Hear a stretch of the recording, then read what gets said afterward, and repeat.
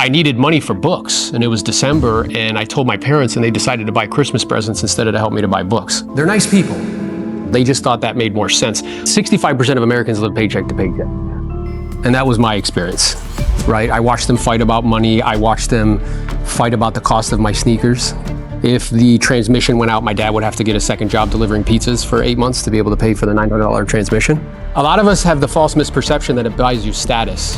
It's limited in its capacity, but what it can do is it buys choices, options, freedom. Have you ever been in a situation where somebody in your life needs help and you're not able to help them? I'm noticing heads nodding.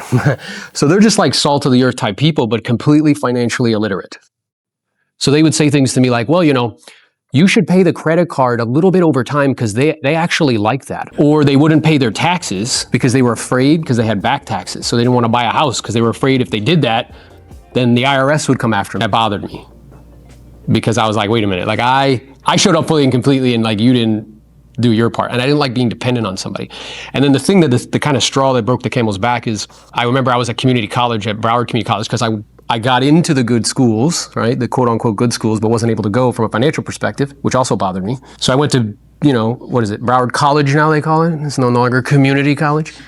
But that bugged the shit out of me. So I said to myself, look, I don't know what the way is. I was going to find the way or make the way, but I didn't know what the way was. I thought I knew the way. And that was, I was like, oh, I'm going to become a doctor. Now, I would like to say that was like out of benevolence because I wanted to help humanity. No, I thought they made the most money. And I would take these personality profile tests, right? And they would tell me like, you know, they try to tell you in school like what you want to be. And I would try to like will them with every fiber in my body to say surgeon. Because I looked at the list and that's who made the most money. But every time I'd take those tests, do you know what would come back? Salesperson. And I was like, nah, bro, like get that away from me, right? And then I was at the University of Florida and there was a guy giving a talk. He was one of the richest people in Gainesville. He owns the largest gym in Gainesville. He had a helicopter, like a plane. Okay, he's speaking. I want to hear what he's talking about. He was talking about a book called Think and Grow Rich. His talk was cool, but it was who else was there? There was a very attractive female real estate agent who's talking about real estate. And like you, I was like, maybe real estate's the vehicle for me, right? And I remember I reached out to her, and then I ended up getting connected with a broker. And I figured like, well, if real estate, I would obsessively read books about wealth because that was the goal and objective. Not really for me, but to be able to provide for people that I love and care about and to have autonomy to do what I want, where I want, with who I want, how I want. A lot of us have the false misperception that it buys you status. How many people do you know have a lot of money that aren't really happy? A lot. It's limited in its capacity, but what it can do is it buys choices, options, freedom, good education, good medicine. Have you ever been in a situation where somebody in your life needs help and you're not able to help them? I wanted to be in a situation to do that. So I would obsessively read books about wealth, and they all had a tendency to gravitate towards real estate. So I was like, all right, well, what better way to help people to buy, like learn about that vehicle than to help people buy and sell it?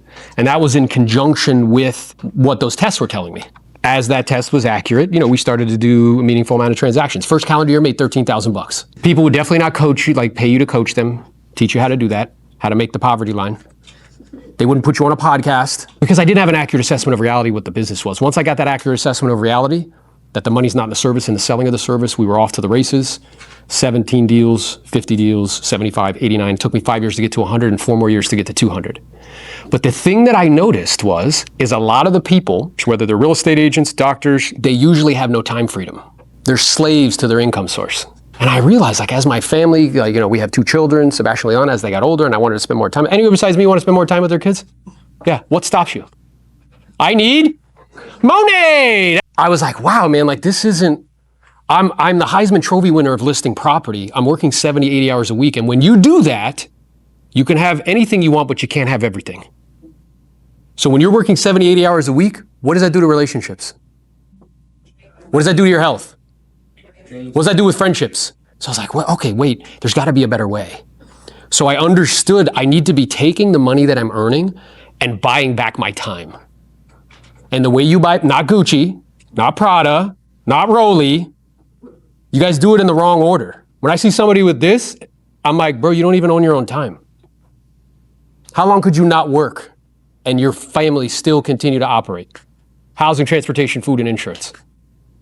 So I started to see this, and I noticed a lot of my peers who were very successful not have a lot of residual income. So then I became obsessed with this idea of investing. And it started with individual, single family. Yes. I'm going to cut you off. Yeah, and then it continued with now syndications.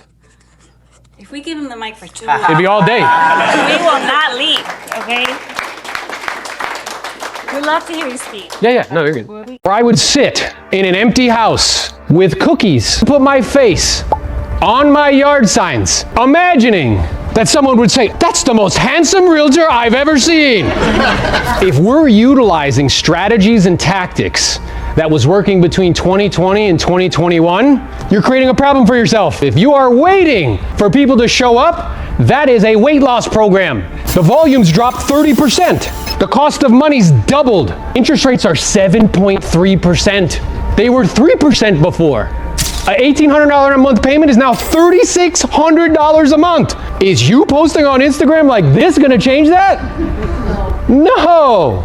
When times get tough, only the skilled get paid. Now we are in a skilled-based environment.